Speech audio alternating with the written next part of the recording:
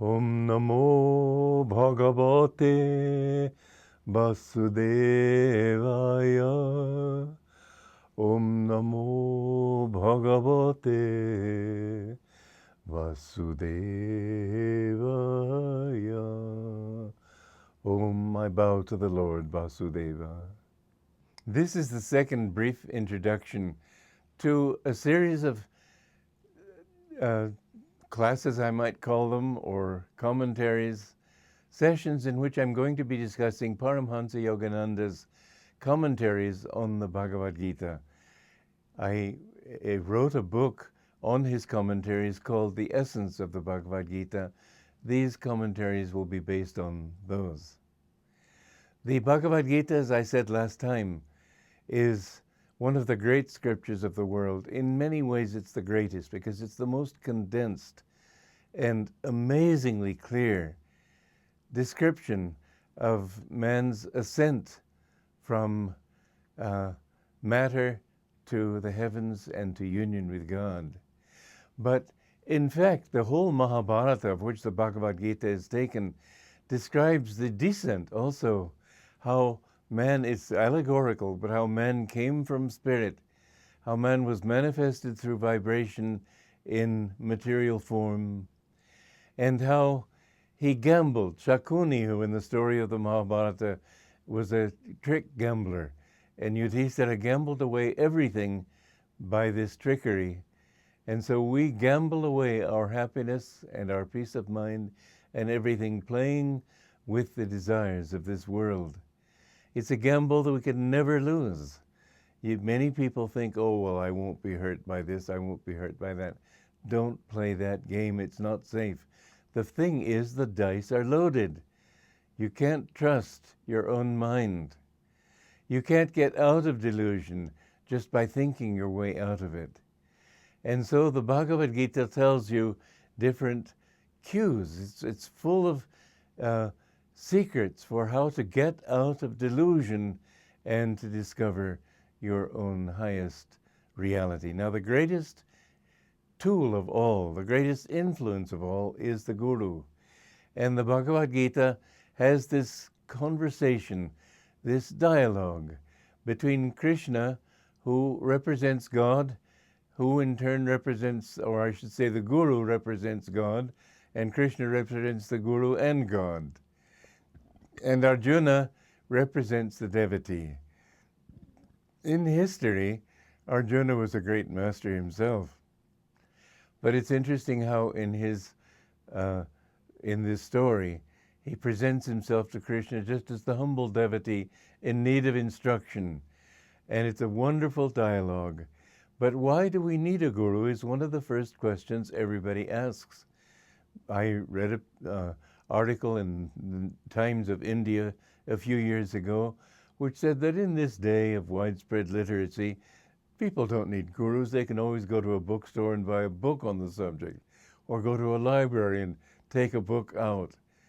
They don't understand that a guru is not somebody who is merely there to give you intellectual teaching. He's not there to answer intellectual questions. In fact, you'll never understand reality by the intellect alone.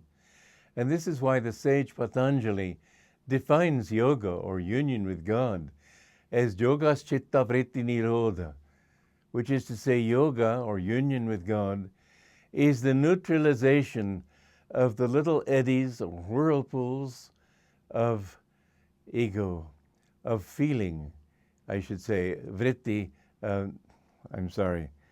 chitta is the word for feeling. There are four aspects of mind. Sri Yukteswar explained them this way, that you've got a horse reflected in a mirror. The mirror is the mind. This is why in the Mahabharata, and you find it described here in the very first stanza of the Bhagavad Gita, blind Dhritarashtra. The mind is blind because it doesn't decide, it merely receives impressions from outside. This is the aspect of the mind that is sort of the blank slate on which everything is written. Then comes the intellect. Mon, Buddhi, Ahankara, Chittwa. Mon is the mind. Buddhi is the intellect. And the intellect looks at this image of a horse in the mirror and says, oh, that's a horse. Well, you're not bound by that definition. The ego then comes in and says, oh, that's my horse. And still you're not really bound, because you can see a thing as yours and know that you have responsibility to it, but you may not be attached to it. Attachment comes in when feeling comes in. Feeling is of the heart. And when feeling says, oh, how happy I am to see my horse, then you're caught in delusion. The horse was non-existent. The definition was non-existent. The egoic attachment was non-existent. Everything is a dream of God. Nothing is real. But when you become attached to the dream, that's when the dream can hold you. And how long will it hold you? Just as long as you like. Because there are infinite number of byways in which you think, oh, I'll find this fulfillment here and that fulfillment there. You'll never find fulfillment except in the self. One time Yogananda, when he wanted to start his school in Ranchi, he went to the Maharaja of Kashim Bazar and asked him if he would give him land to have it on, to found it on. And the Maharaja wanted to test his knowledge. So he had a group of pundits come in. Well, Yogananda was a young man and was not a scholar. And he said that there they were, all ranged against me, ready for a spiritual bullfight. And Yogananda said, let's not talk about anything that we've learned in the scriptures. Let's talk about what we have realized. And of course, that took all the wind out of their sails, because that's all the understanding they had was intellectual knowledge. He said the scriptures say that these four aspects of mind, Mon, Buddhi, Ahankara, Chittwa, they have their corresponding location in the body. Can you tell me what they are, what those locations are? And they of course were stumped. He said, well, Mon, the mind, is centered here at the top of the head. Buddhi is centered between the eyebrows. And that's why when you try to think deeply or reason, you tend to knit your eyebrows. Ego is centered here in the medulla oblongata. And that's why when people are egotistical, they sort of look down their noses, because tension draws their energy back here. You look down your nose, or see everybody is beneath your nose, as they say in Italian, sotto il naso. And then when you feel love, you feel it in the heart. Feelings are centered in the heart. You'll never find a lovesick swain saying, oh, my knee is broken, when he's disappointed in love. But they all will say, I have a broken heart, or I feel very badly in my heart. The heart is the center of feeling.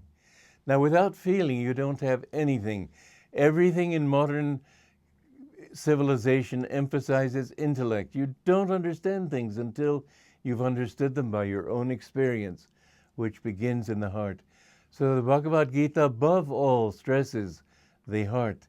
And I want to talk next time, again, about the importance of the Guru in helping to change your level of consciousness from Chitta to infinite consciousness. Satchidananda.